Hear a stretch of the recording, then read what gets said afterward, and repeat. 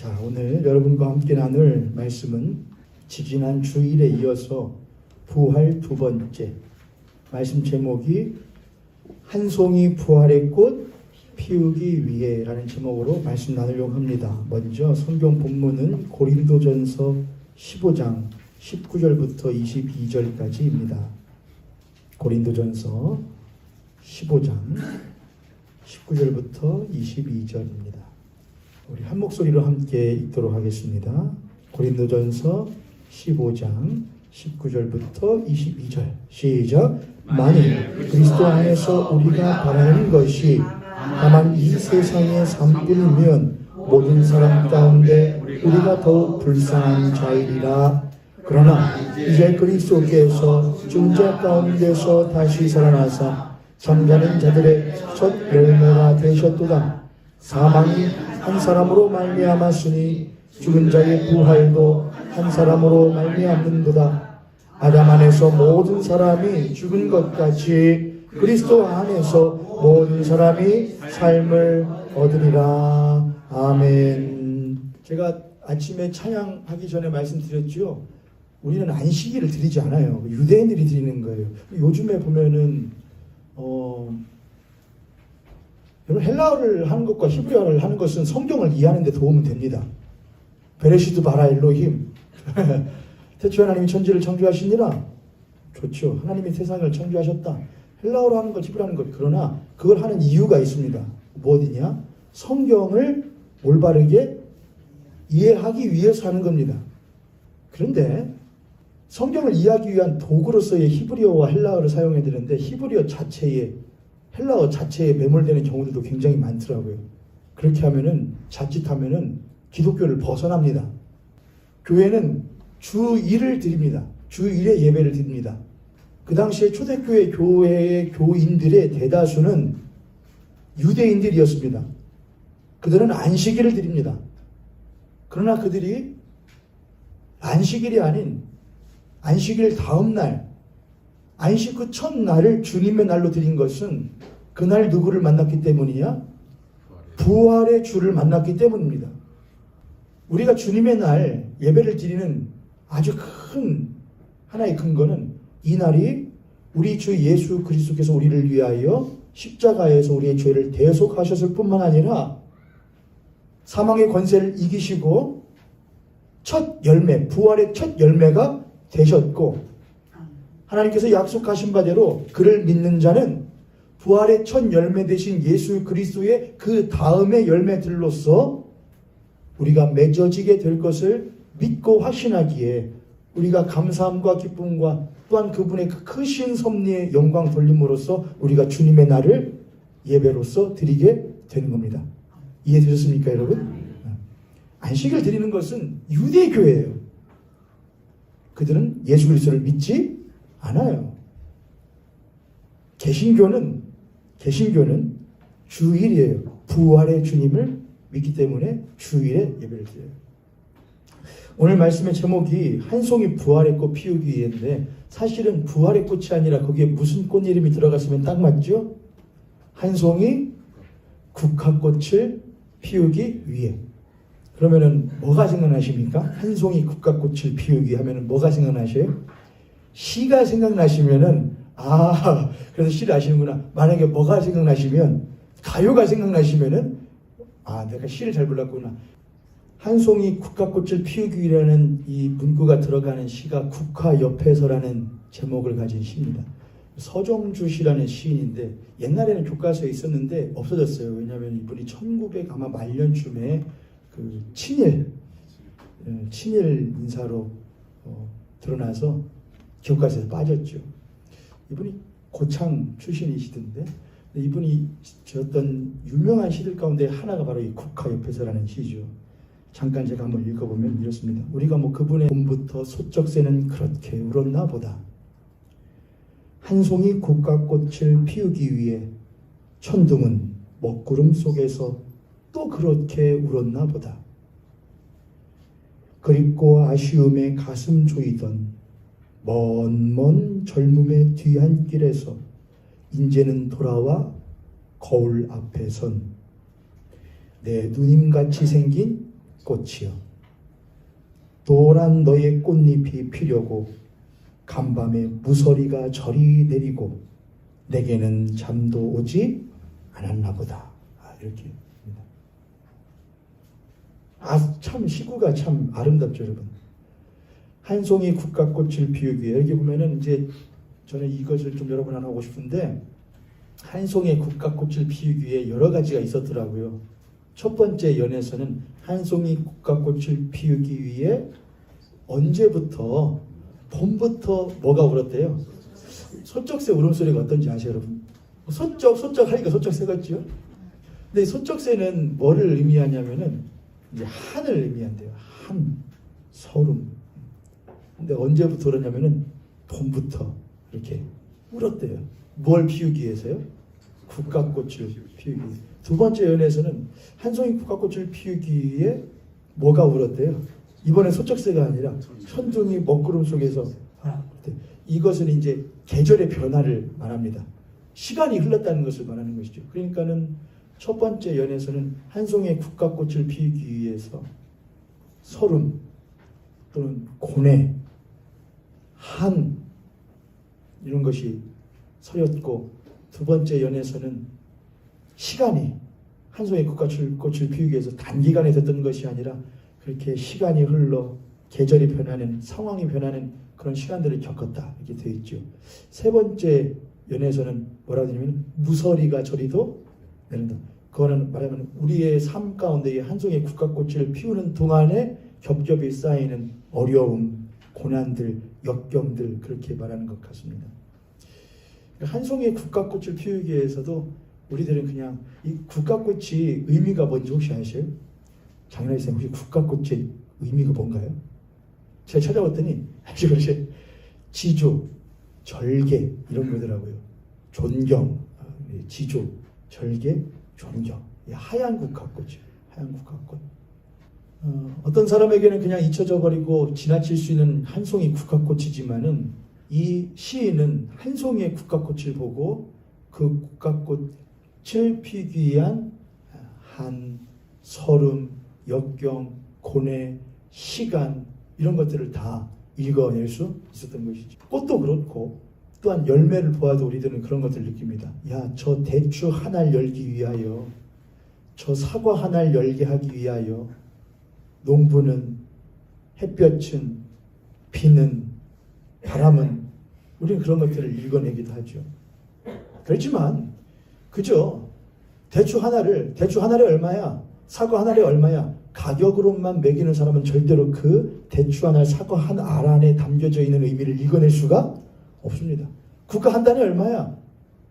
국화 꽃잎이 몇 개야? 그저 보여지는 것의 형상으로서의 개수만을 따지고 모양만을 따지는 사람은 그 속에 볼 수 없고 셀 수 없는 의미와 가치를 읽어낼 수가 없습니다. 그리스도인도 마찬가지입니다. 고린도전서 15장 23절, 오늘은 22절까지만 읽었지만 23절에 보면은 우리 주 그리스도께서 부활에 무엇이 되셨다 그랬냐면은 첫 열매가 되셨다 이렇게 합니다. 부활의 첫 열매가 되셨다. 부활이 무엇인지, 부활이 얼마나 중요한 것인지, 그저 대추 한 알이 얼마야, 사과 한 알이 얼마야, 국화 꽃잎 몇 개야, 그저 보여지는 형상과 또는 나에게 닥칠 것이 무엇인지만 계산적으로만 따지는 사람에게는 그 국화꽃, 대추 한 알, 사과 한 알의 의미를 다 읽어낼 수 없듯이 부활이 무엇인지를 읽어내지 못하는 그리스도인은 참된 그리스도인의 삶을 살아갈 수가 없습니다. 하나의 국화꽃 피우기 위해 소쩍새도 봄부터 그렇게 울어대었고, 그렇게 무서리가 내렸고, 천둥은 그렇게 먹구름 속에서 울었었는데, 우리 주 예수 그리스도의 그 부활의 첫 열매를 맺게 하시기 위하여 하나님은 도대체 무엇을 하셨을까? 우리가 그걸 읽어내지 못한다면 우리들은 부활이 얼마나 중요하고 큰 것인지를 절대로 경험하지 못하고 깨달을 수 없을 것입니다. 오늘이 주일이라고 그랬죠. 안식일 후 첫날 주님의 부활을 기념하여 주일로 섬긴다고 그랬죠. 그럼 우리들에게는 이것이 무슨 날이냐? 한 송이 국화꽃 본 것보다 더 대추 하늘에 담겨져 있는 그런 의미들을 찾은 것보다 훨씬 더 큰 부활의 첫 열매 되신 예수 그리스도를 경험하고 만나는 날이 되어야 합니다. 할렐루야. 그러면 무엇이 우리들에게 있어야 되느냐? 야, 이 시인은, 서정주 시인은 그 국화꽃을 보면서 국화꽃을 내 누님같이 핀 꽃이여, 내 누님 같은 꽃이여, 그렇게 했거든요. 그 꽃에서 누님을 발견하고 그리움, 반가움, 설레임, 그동안에 그토록 만나고 싶었는데 그 그리움이 해소되어지는 그 반가움, 그런 것들을 다 발견합니다. 그럼 우리는 부활의 주님을 만나면서 이 시인이 국화꽃 하나에서 찾은 것보다 더 큰 반가움과 설레임과 감사를 느껴야 되는 것이 마땅한데, 우리는 매번 드리는 이 주일 예배가 그저 하나의 행사로 전락되어 버린다고 한다면 그만큼 우리들에게 우리의 믿음이 헛것처럼 여겨지는 순간이 없을 것입니다. 서정주 시인의 이 시를, 국화꽃 옆에서라는 시를 아무리 프린트를 내서 준다 한들 어떤 사람은 그걸 보고 그래, 나라고 하는 한 사람의 인생을 대입시켜서 눈물 펑펑 흘리며 그래, 나라는 국화꽃 인생 하나 피우게 하기 위하여 내 어머니는 봄부터 그렇게 우셨었나 보다. 내 국화꽃 하나 피우기 위하여 아버지는 그렇게 먹구름 속에서 천둥처럼 울면서 일을 하셨었던 모양이다. 그런 거를 읽어내는 사람도 있을 것이지만 어떤 사람은 그저 프린트에 찍혀있는 종이떼기로 글자로 그냥 침범해버리는 사람도 있겠죠. 아주 메마른 불쌍한 사람이죠. 부활도 똑같습니다. 부활을 아무리 말하고 아무리 외치고 사도행전에서 고린도전서에서 요한복음에서 시편에서 아무리 부활에 대하여 이야기를 하여도 어떤 얘기는 그 부활이 곧 나의 부활이었구나. 그 부활의 꽃을 피우하게 하여 하나님께서는 얼마만큼 긴 역사 가운데에서 역사하셨단 말인가, 일하셨단 말인가. 그거를 발견하는 사람은 이 주일이 설레이고 감사하고 내가 그 덕분에 이 자리에 앉아서 하나님을 아버지라, 주를 내 주라, 예수를 내 주라, 성령님을 내 보혜사라 부르면서 예배할 수 있게 되었구나 감격할 것이지만, 어떤 이는 그저 몸이 건조하게 그저 이 자리에 그냥 앉아있다가 가는 불쌍한 그리스도인이 될 수밖에 없을 것입니다. 우리 옆에 손님, 앞에 손님 보시고 우리 그렇게 한번 권면하고 축복하도록 하겠습니다. 오늘 이 시간 당신의 마음에 성령님이 주시는 감동이 있기를 원합니다. 할렐루야, 할렐루야. 무슨 감동이요? 부활의 감동이, 부활이 곧 누구의 부활이네? 나의 부활이네, 나의 부활이네. 그 부활은 남의 부활이 아니라 나에게 주시는 부활임을 여러분 믿으시길 바랍니다. 오늘 그 마음으로 그걸 더 깨달아가기 위하여 지지난주에 부활 첫 번째 했고 또 오늘 부활 두 번째 쭉 부활에 대하여서 이야기를 나누어 갈 것이니까, 혹 내가 지금까지 부활에 대하여 그저 문자적인 의미로만 이해하셨다고 한다면은 그것이 아니라 한 송이 부활의 꽃 피우기 위해 그가 하신 일이 얼마나 놀라우셨는지를 하나하나 깨달아가고 또 그 깨달은 것이 마음에 사무칠 수 있는 시간 될 수 있기를 주님의 이름으로 축복합니다. 19절, 만일 그리스도 안에서 우리가 바라는 것이 다만 이 세상의 삶일 뿐이면 모든 사람 가운데 우리가 더욱 불쌍한 자이리라. 만일 그리스도 안에서 우리가 바라는 것이 다만 이 세상의 삶뿐이면 이렇게 했습니다. 이게 무슨 말이냐면은 우리는 이걸 읽고서는 이 세상의 삶뿐이면 이라고 했으니까 우리가 세상 사람처럼 살아가면 이라는 말로 이해하실 수도 있겠는데 그렇지 않습니다. 뭐라냐면 우리가 그리스도 안에서, 우리가 예수를 믿는 신앙 안에서 바라는 것이 무엇뿐이면, 이 현생일 뿐이면 우리가 더욱 무엇한 자다? 불쌍한 자다라고 합니다. 제가 여러분께 묻죠. 예수를 믿으면서 이 땅까지 살아가면서 예수가 이 세상에서 보여주셨던 인간의 자선, 구제, 봉사, 헌신, 사랑, 신에 대한 열애, 이런 것들을 우리들이 이 현생에서 살아가면서 내 주변의 이들에게 베풀고 또한 나눠주고 알려주고 살아가는 것이 의미가 있을까요, 없을까요? 의미가 있을까요, 없을까요? 의미가 전혀 없습니다. 의미 전혀 없습니다. 여러분이 만약 그걸 의미가 있다고 생각하신다면 여러분은 기독교 신앙이 무엇인지 아직 모르시는 게 죄송해요. 여러분 모르시는 거예요. 예수께서 왜 오셨습니까? 예수 그리스도 오시기 이전에 인간 애라는 게 없었을까요? 있죠. 예수 믿지 않은 사람들에게 인간 애라는 게 없나요? 예수 믿지 않은 사람들에게 자선이라는 게 없나요? 구제 없나요? 봉사 없나요? 헌신 없나요? 있습니다. 있어요. 윤리, 도덕 다 있습니다. 그럼 예수는 무슨 필요입니까? 예수가 인간의 구제, 봉사, 섬김, 헌신 이런 것들을 알려주기 위하여 오신 것만이라고 한다면 예수가 오실 필요가 없습니다. 예수 오시기 전에도 그런 것들을 못했기 때문이냐? 어느 정도는 있었단 말입니다. 그럼 예수는 왜 오시냐 말입니다. 창세기로 가게 되면은 하나님이 이렇게 말씀하시죠. 너희가 동산 중앙에 있는 나무 가운데에서 선과 악을 알게 하는 나무의 실과는 결코 먹지 말아라. 먹는 날에는 네가 무엇하리라? 정령 죽으리라. 이렇게 했습니다. 정령 죽으리라. 너 죽는다 이겁니다. 아담과 하와는 하나님의 그 말씀을 의도적으로 어겨버리고 그 실과를 먹습니다. 그게 인간의 죄입니다. 그리고 하나님이 말씀하신 대로 네가 그걸 먹는 날에는 무엇한다고 했으니까 죽는다고 했으니까 그가 범한 하나님의 말씀을 의도적으로 어기고 그 실과를 먹은 결과로 값으로 삭스로 그 죄의 삭스로 무엇을 얻게 되었느냐? 죽게 되었습니다. 사망을 얻게 되었습니다. 그래서 죄의 삭스는 무엇이냐? 사망입니다. 네가 그걸 먹는 날에는 무엇하리라? 정령 죽으리라. 네가 죄를 범하면 나를 떠나면 나로부터 단절되어지면 너는 정령 죽으리라. 인간은 그걸 알고도 의도적으로 그거를 먹었고 그 삭스로서 죽음을 얻게 되었습니다. 인간이 죽음을 얻게 된 이후에도 인간의 역사는 그대로 유지되어지고 연장되어졌습니다. 가인의 후손들도 있었고요. 셋의 후손들도 여전히 있었지요. 가인의 후손들이 점점 시간이 갈수록 역사가 흘러갈수록 점점 쇠퇴해졌습니까? 그렇지 않았습니다. 가인의 후손은 갈수록 오히려 더 못해져 보이는 것 같았느냐? 강성해져 가는 것 보였습니다. 오히려 셋의 후손이 더욱더 못해 보였죠. 더 연약한 것처럼 보였습니다. 그럼 가인의 후손들이 맨날 서로 치고받고 싸우고 살인하고 그렇게만 했을까요? 아닙니다. 가인의 후손들 가운데에도 무엇하는 경우도 있었을 것이냐? 야, 우리가 맨날 싸우고 맨날 이렇게만 해서는 우리의 제국을 이룰 수가 없겠다. 어느 정도 제국을 이루려면은 어느 정도 인간답게 살려면은 어느 정도 문명을 이루려면은 이 정도는 해야지, 저 정도 해야지. 그래서 예수 그리스도가 오시기 전에도 여러 가지 문명들이 황하에서, 인더스에서, 메소포타미아에서 막 문명들이 일어나지 않습니까? 놀라운 말들 하지 않습니까? 그러나 하나님은 여전히 뭐라고 하셨느냐? 너희들이 그것을 먹는 날에는 무엇하리라? 죽는다 했습니다. 그러니까 그들이 하고 있는 모든 일들의 상태는 무엇한 상태에서 하고 있는 것이냐? 죽어있는 상태에서 한다 이 말입니다. 성경이 말하는 건 그겁니다, 여러분. 사람이 죄를 범하여 하나님의 영광에 이르지 못하고 죄의 싹스로서 무엇을 얻게 되었다?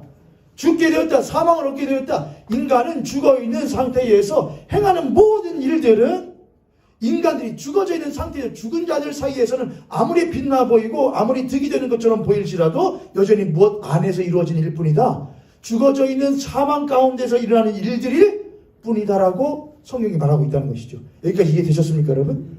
그러면은 성경이 예수 그리스도에서 신약이 나오는 이유는 무엇이냐?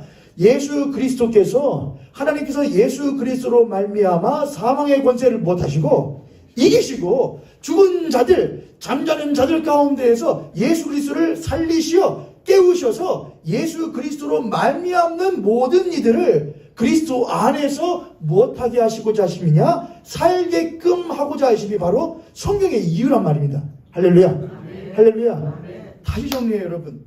예수 그리스도께 성경이 이렇게 했죠. 너희가 그리스도 안에서 이 세상의 삶뿐이면 우리가 예수를 믿고 이 세상에서 인간의 자손, 구제, 봉사, 뭐 한다고 하여도 그것은 이 세상의 삶일 뿐이면 결국 그 말은 그냥 부활이 없다면, 내세가 없다면, 다음 세상이 없다면 그 모든 것은 아무리 예수를 믿고 하는 구제, 봉사할지라도 그건 무엇이다?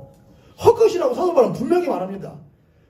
만약에 부활 없이, 다음에 세상이 없이, 천국이 없이 이 세상에서 자선, 봉사, 구제하는 것으로 십자가를 달고 교회라는 명목을 달고서 한다면은 그것은 교회가 아니다 말입니다.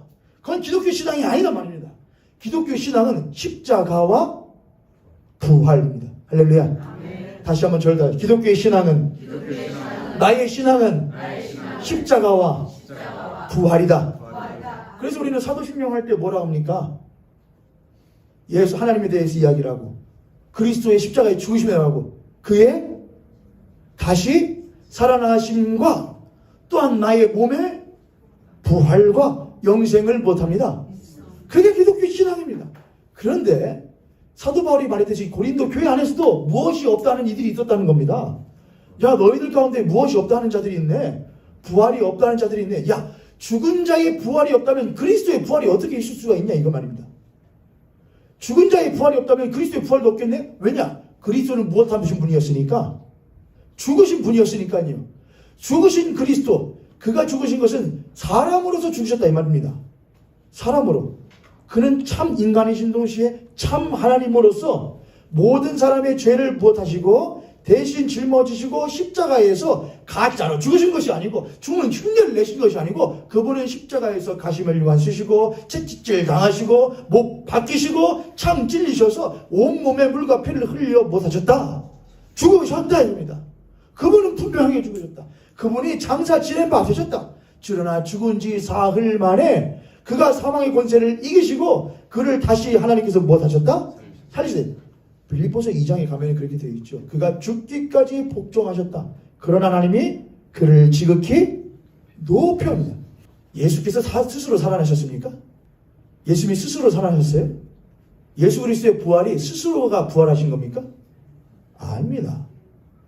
예수의 부활은 누구에 의한 부활이냐? 하나님에 의한 부활입니다. 왜 그렇습니까, 여러분?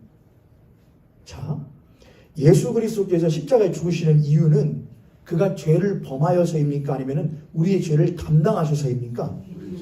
그럼 그분에게는 죄가 있으시냐 없으시냐? 그분에게는 죄가 없으시되 우리의 죄를 담당하시고 그분이 십자가에 죽으셨습니다. 그러므로 그의 죽음이라는 것은 죄를 범함으로 인한 불의한 죽음이 아닌 그의 죽음은 죄인들을 위한 의로운 죽음이었단 말입니다. 그는 의인이셨다 이겁니다. 그는 죄가 없는 의인이신데 그가 우리의 죄를 대신 담당하여 십자가에 죽어주신 그분의 죽음은 의로운 죽음이었다는 겁니다. 그러므로 하나님은 그를 무덤 가운데에 죽음 가운데에 내버려 두실 수가 없다는 겁니다. 15장 다시 일로 가보세요. 21절 봅니다. 21절 22절 함께 읽습니다. 21절 22절 시작. 사망이 한 사람으로 말미암았으니 죽은 자의 부활도 한 사람으로 말미암는도다.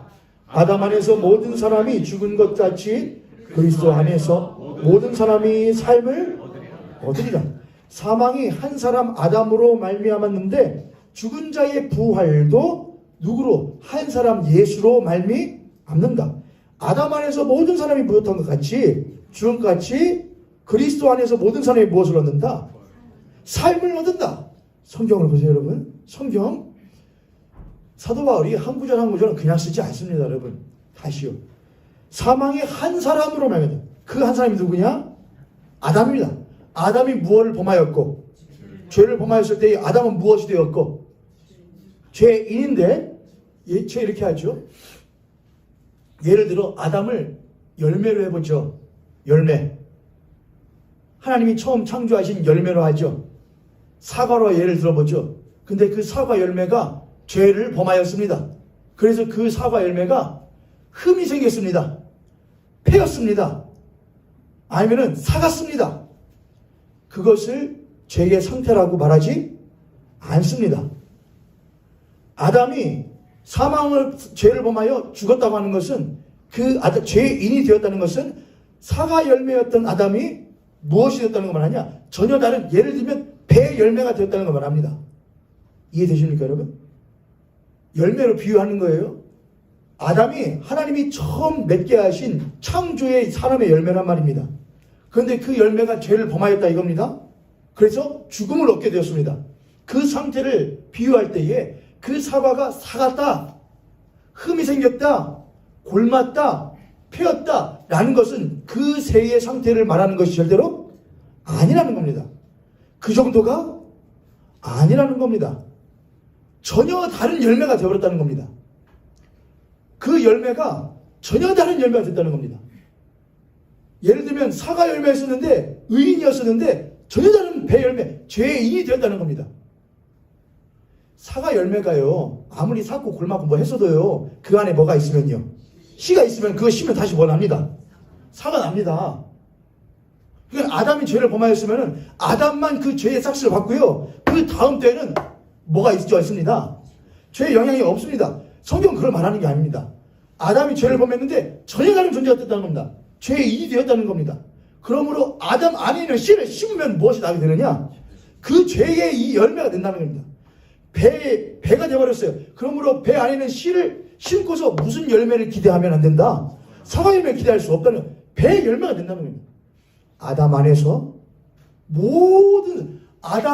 아담으로 말미암아 모든 사람이 무엇을 얻었다? 죄를 자연적으로 얻습니다. 왜요? 아담이 무엇이기에?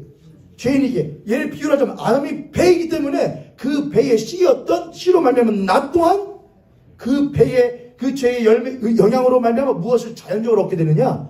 죽음을, 사망을 얻게 된다 이 말입니다. 이해되셨습니까 여러분?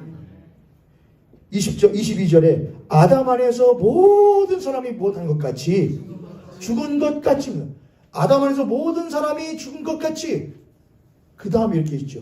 그리스도 안에서 모든 사람이 삶을, 그럼 어떻게 그리스도 안으로 갈 수 있습니까? 모든 사람이, 우리는 아담 안에 있고 나는 아담 아래에서 모든 사람 안에 있는 나이잖아요. 그리고 나는 그 죄의 열매로 말미암아, 죄의 결과로 말미암아 무엇에 처할 수밖에 없게 되는데, 사망에 처할 수밖에 없게 되는데, 내가 어떻게 그리스도 안으로 갈 수 있게 됩니까? 난 어떻게 옮겨질 수 있습니까? 예수 그리스도가 부활의 첫 열매가 되신다는 것은 이 열매가 아닌 전혀 다른 열매가 되신다는 걸 말을 해요. 하나님이 처음 사람을 창조하실 때에 전혀 죄를 짓지 않은 상태의 인간으로서 창조하셨는데 그가 죄를 범함으로 전혀 다른 존재가 되었다는 겁니다. 그러나 하나님께서 예수 그리스도를 부활시킨다는 것은 이 전혀 다른 존재였던 이 안에서 조금 더 나은 존재를 끄집어낸다는 것이 절대로 아니에요. 그러면 뭐가 안 되느냐? 첫 열매가 될 수 없습니다. 이 첫 열매가 처음 생긴 열매를 말하는 건 전혀 이전에는 없었던 처음 생긴 거라는 겁니다. 조금 더 나은, 조금 더 보기 좋은 그런 걸 말하는 것이 절대로 아니라 전혀 다른 새 열매를 처음 생긴 것을 맺게 하셨는데 그게 예수 그리스도라는 겁니다. 그러면 예수 그리스도는 어떻게 모든 사람이 아담 안에서 모든 사람이 죄를 범하여 죽음 가운데 처하게 되었는데 어떻게 예수는 전혀 다른 열매가 될 수 있냐 이겁니다. 하나가 있어야 돼요. 모든 사람이 무엇을 범하였음에, 로마서 3장에 보면 모든 사람이 죄를 범하였음에 하나님의 영광에 이르지 못한다 그랬습니다. 모든 사람은 죄를 범하였다. 난 죄를 범한 적이 없는데요. 너의 죄 범함은 너의 행함의 범함이 아니라 네가 누구 안에서, 아담 안에서 그저 무엇으로 태어났기 때문에 모태에서부터 내가 죄인으로서 내가 인간이서 나는 죄인이다 이겁니다.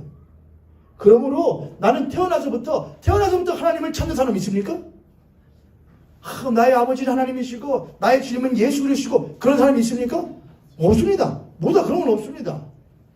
모든 사람은 죄 가운데 태어납니다. 그러나 예수 그리스도는 죄 가운데 태어나지 않으십니다.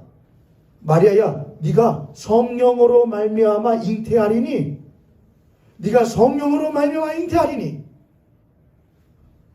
그러므로 예수 그리스도의 태어나심은 아담 안에서 태어나는 것이 아니라 누구 안에서 태어나게 된 것이냐? 하나님 안에서 태어나신 겁니다. 하나님 안에서 나게 되신 분이 바로 예수 그리스도를 말하는 겁니다. 이해되셨습니까 여러분? 이것을 여러분이 믿고 안 믿고는 여러분의 자유입니다. 전 강요할 수가 없습니다. 다만 성경이 말하고 있는 것을 여러분께 전할 뿐입니다. 하나님이 예수를 아담 안에서 나게 하지 않으시고 아담의 혈통이 아닌 하나님 안에서 성령으로 말미암아 잉태하게 하셨다. 그러므로 그는 인간이 자연적으로 얻게 되는 그 죄 가운데 태어난 것이 아니고 하나님의 의로우심 안에서 성령으로 말미암아 태어나게 되셨다. 그러므로 그분에게는 무엇이 없으시다? 죄가 없으시다 이겁니다. 죄가 없으시다. 그러면은 죄의 결과로 무엇이 있는데 죄가 없으면 그 결과는 무엇이 됩니까? 생명이 되는 겁니다. 죄의 결과가 사망이면은 의의 결과는 무엇이냐? 생명입니다. 우리가 죄로 말미암아 사망 가운데 처하게 되었다면 예수는 죄가 없으심으로 그분에게는 무엇이 없는 것이냐? 사망이, 죽음이 결코 있어서는 안 되는 것인데 그 예수는 죽으셨습니다. 십자가에 죽으셨습니다. 근데 그분의 십자가의 죽으심은 무엇을 위한 죽으심이었느냐? 자신의 죄를 범함으로 인한 죽음이 아니라 죄인된 우리를 구원하시기 위한 죽음이었다 이 말입니다. 할렐루야. 그래서 그분은 우리는 아담 안에서 모든 사람 가운데 내가 있는데 하나님께서 성령 안에서 태어나게 하신 예수 그리스도가 우리 사이로 삐짓고 들어와 우리를 무엇하느냐? 감쌉니다. 우리를 감싸 십자가에 무엇하냐? 내가 너를 감싸고 네가 스스로 죽을 수 없기에 내가 너를 감싸고 십자가에 대신 못하노라. 중요한 거 있습니다. 내가 너를 감싸고 십자가에 대신 죽는 것이지 너는 여기 있어 내가 죽을 테니까 이거 절대로 아닙니다. 로마서를 보면 제가 로마서 강의할 때 다 했습니다. 여러분 제가 그랬죠. 여러분 여기 책이 있는데 여기다가 종이 껴놓고 권총으로 빵 쏴요. 그럼 이 성경책은 구멍이 어떻게 되겠죠? 관통되겠죠. 하지만 이 안에 있는 종이는 멀쩡하잖아요. 종이 이게 흠 하나 없이요. 그렇죠? 아니 이 안에다 껴놓고 총으로 빵 쏴요. 그럼 이건 구멍 나요 안 나요? 하지만 이 안에 있는 종이는 구멍이 하나도 안 나잖아요. 날 수밖에 없죠. 예수 그리스도가 모든 사람이 죄를 범하였는데 그게 나예요. 근데 나를 무엇하여? 나를 감싸 나를 자신의 안에 담아 무엇하셨다는 거예요? 십자가에 죽으셨다는 거예요. 그가 못 박힐 때 나도 못 박히는 것이고 그가 죽으실 때 나도 못하는 것이냐? 우리는 그게 안 믿어진다 이거예요. 왜냐 우리는 물질 가운데 살아가기 때문에 그래. 어떻게 그래요? 난 지금 2000년 후에 여기 있는데요. 내가 언제 당신 안에 있어요? 그래서 그 안에 있다는 말은 무엇이냐? 믿음입니다. 믿음. 아담 안에서 모든 사람이 죄를 범했으면 이건 믿어지십니까? 어떤 사람이 이걸 안 믿습니다. 내가 언제 죄 범했어? 내가 아담을 알아?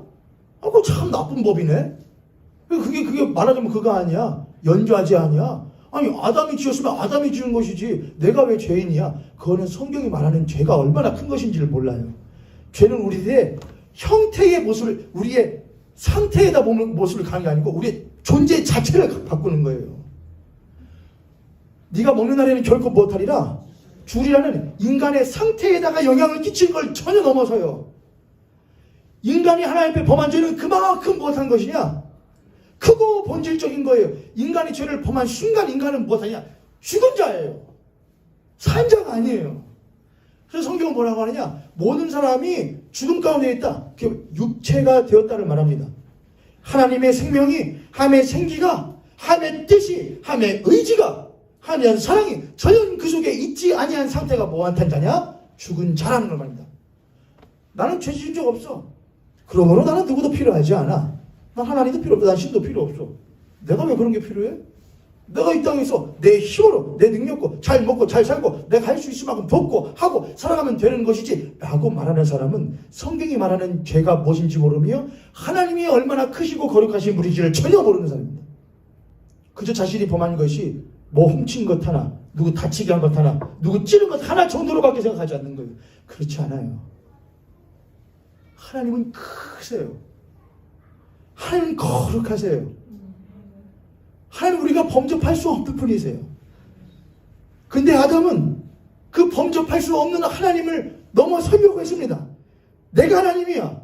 내가 다 할 수 있어. 그가 없어도 내가 할 수 있어라고 했다는 겁니다. 그 아담의 그 혈통이 그대로 나에게 고스란히 있어서 모든 인간은 그가 왜 필요해라고 말합니다. 하나님이 왜 필요해? 하나님이 무슨 필요해? 하나님 없어도 충분히 나에게 이것들이 있으면 나는 행복할 수 있어 라고 말하는 것이 죄인입니다. 그런 자를 긍휼히 여기셔서 나를 무엇하시고 나를 품어 너는 네 스스로는 절대로 무엇할 수가 없어. 십자가에 죽을 수 없어. 내가 너를 무엇하여 대신하여 너를 품고 무엇한다? 십자가에 죽노라. 네가 이것을 무엇하기만 하면 믿기만 하면 너희들의 이 물질적인 물리적인 상식으로는 그게 어떻게 돼? 그러나 하나님이 세상을 창조하신 것은 이해가 되십니까? 하나님의 창조가 믿어지면 부활은 당연한 것 아닙니까? 십자가에 죽으셨다 이겁니다. 우리를 못하고 우리를 안고 십자가에 죽으셨는데 그가 죽으신 것은 죄를 범함으로써 죽으신 것이 아니라 죄인을 위하여 죄인을 대속하시기 위하여 죽으신 의로운 죽음이었기에 하나님 보시고 죄인이 죄의 삭시로서 죽는 것은 당연하다. 그러나 내 아들 예수는 죄가 없음에도 불구하고 그는 의로움에도 불구하고 죄인들을 위하여 그를 사랑함으로 그를 구원하기 위하여 죽은 의로운 죽음이기에 그에게는 죄가 없다. 그러므로 그를 내가 무엇할 수밖에 죄 가운데에서 살려 죽음 가운데서 살릴 수밖에 없는 것이지요. 할렐루야. 이해되셔요 여러분? 그러므로 예수 그리스도는 나를 대신 품고 십자가에 못 하실 뿐만 아니라 죽으셨을 뿐만 아니라 사망 권세를 이기시고 하나님께서 그를 사망 가운데 다시 못 하셨도다. 살리셨도다. 할렐루야. 할렐루야. 그러면 품고 죽었는데 다시 살리셨으니 그 안에 있던 종이는 그 과정에서 빠집니까? 아니라는 겁니다. 우리 또한 십자가에 죽었고 그가 다시 살 때에 우리 또한 그와 함께 못한다는 것이냐? 살게 된 줄을 너희들이 모르는가라는 겁니다. 할렐루야. 그러므로 그리스도의 죽으심은 곧 나의 죽으심인 것이고 그리스도의 부활하심 또한 내 부활인 겁니다. 할렐루야. 할렐루야. 다시 한번 성경 고린도전서 15장 22절 한번 읽어봅니다. 22절 시작. 아담 안에서 모든 사람이 죽은 것 같이 그리스도 안에서 모든 사람이 삶을 얻으리라. 할렐루야. 자, 제가 오늘 말씀드리고 싶은 것은 사실은 22절에 있지 않아요. 사실은 19절에 있어요. 19절에 사도 바울이 이렇게 있습니다. 그리스도 안에서 우리 모든 믿는 자들이 이 땅에서의 삶뿐이면 우리들이 더 불쌍한 자이라 그렇게 했습니다. 그 말인 즉슨 우리가 이 땅에서 그리스도 안에서 살아가는 것이 현생에서의 삶뿐이면 된다 안 된다? 안 된다. 그가 부활하신 것은 우리로 하여금 영원한 삶을 못하시기 위하여 우리가 죄 가운데에 얽매여 죽음 가운데 있는 것이 아니라 하나님이 우리를 긍휼히 여기시어 그걸 원하지 않으셨기에 우리에게 그것은 마땅해요. 죽음은 마땅하고 사망은 마땅한 죄인인데 하나님이 그걸 가슴 아파하셨다 이거예요. 마땅히 죽어야 할 죄인의 죽음에 대하여 하나님이 가슴 아파하셨다 이거예요. 그걸 원하지 않으셨다 이거예요. 그래서 살리기를 원하셨다 이거예요.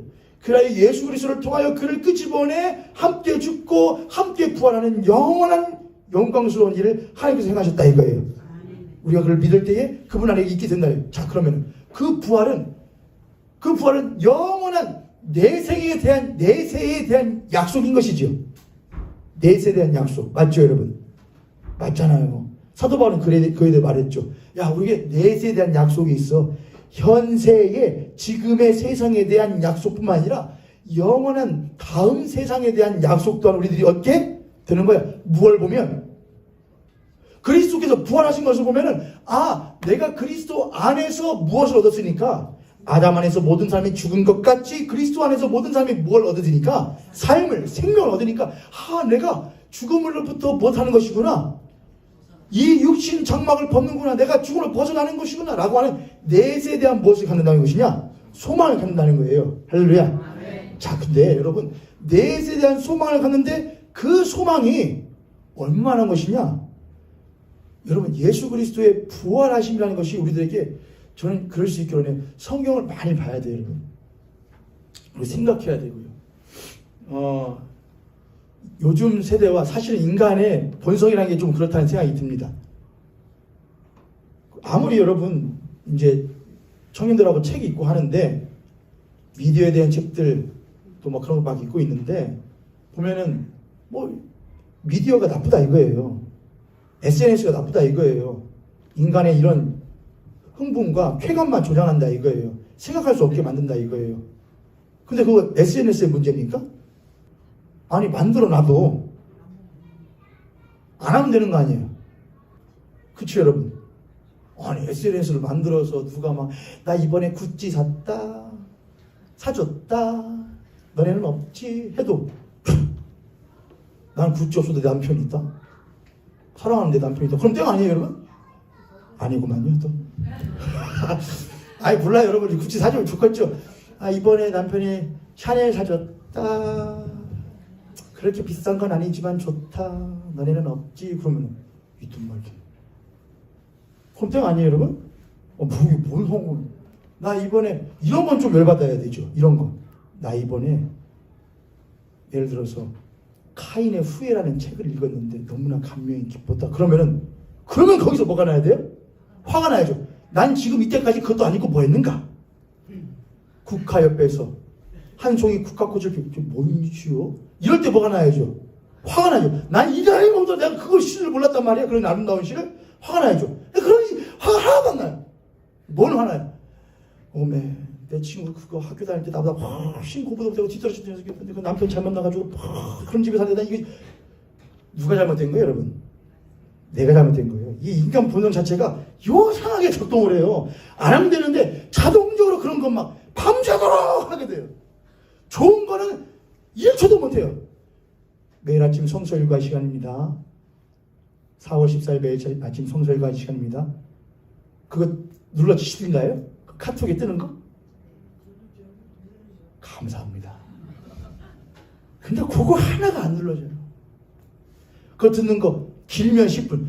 제가 지난주에는 힘들었거든요. 다니엘서 읽는데 왜 이렇게 길어요? 읽는데 막 입에 침은 마르죠. 물을 마실 수 없죠. 이거 성경 읽으면 이거 성도들이 다 들으시려나? 11분만 했는데 그거를 못해가 10분을요. 근데 뭐는 이제 드라마 1시간 보는 거는 벌써 끝났어? 해도 돼요 여러분. 그런데 인간이 고장나 있다 이것이죠. 자, 내세에 대한 부활, 여러분 제 성경을 많이 보실 때 부활이 얼마만큼 위대한 것이 여러분 좀 제가 부활에 대해서 설교를 쭉 하는 동안 고린도전서 15장만 한번 매일 한 번씩만 읽어보세요. 고린도전서 15장만 하루에 한 번씩. 할아버지 고린도전서 15장만 부활에 대한 이야기들만 쭉 읽어보세요. 부활이 얼마만큼 놀라운 것인가. 자, 그럼 부활이 그렇게 좋아요. 자, 그런데 예수 그리스도도 뭐라고 하셨어요? 우리는 예수님에도 뭐라냐? 그분은 생명의 주요, 부활의 주요 이렇게 합니다. 그는 부활의 주님이시오, 생명의 주님이시오 그래요. 그런데 그 예수 그리스도가 뭐라고 하셨어요? 우리와 함께해요. 예? 그리스도 안에서 우리가 믿는 것이 현생의 삶뿐이면 우리가 더욱 불쌍한 자라 말했거든요. 우리는 내세에 대한 약속이 있다 이겁니다. 그 약속을 부활의 주님을 보면 안다 이겁니다. 근데 그 부활의 주님이 곧 부활이시다 이겁니다. 근데 그 부활이신 주님이 우리와 함께, 그걸 뭐라고 합니까? 임마누엘이요. 주 하나님이 우리와 함께. 그 부활의 주님이 우리와 함께인데 부활의 주님이 저 멀리 언젠가는 만날 분으로 수 있으면 그냥 그날 바라면서 한 송이 국화꽃을 피워 한 송이 부활의 꽃나도 피우기에 그렇게 속적새가 울고 무서리 가지고 천둥소리가 울고 내가 버텨내야지가 그리스도의 신앙이 아니다 이겁니다. 그 부활이 무엇이었다 이거예요? 우리와 함께. 그래서 부활하신 주님이 40일 동안 누구에게 찾아오셔요? 제자들에게 찾아오셔요. 조밥 먹고요, 평안할지어다 이야기하시고요, 하나님 나라에 대하여서 이야기하시고요, 부활에 대하여서 이야기하시고요. 그럼 제자들의 마음이 막 무엇한 거예요 여러분? 막 미치겠는 거죠. 터지겠는 것이죠.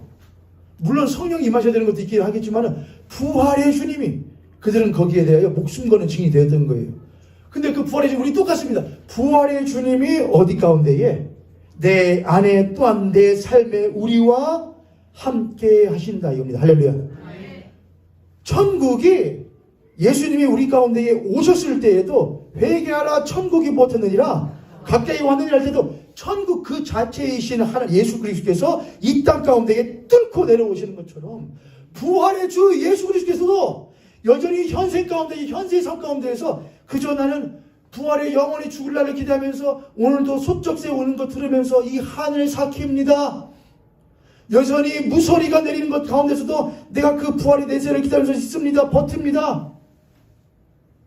여전히 내가 천둥소리가 오르도 그 두려움 가운데 내가 부활의 내세를 기다리면서 버팁니다가 아니다 이겁니다.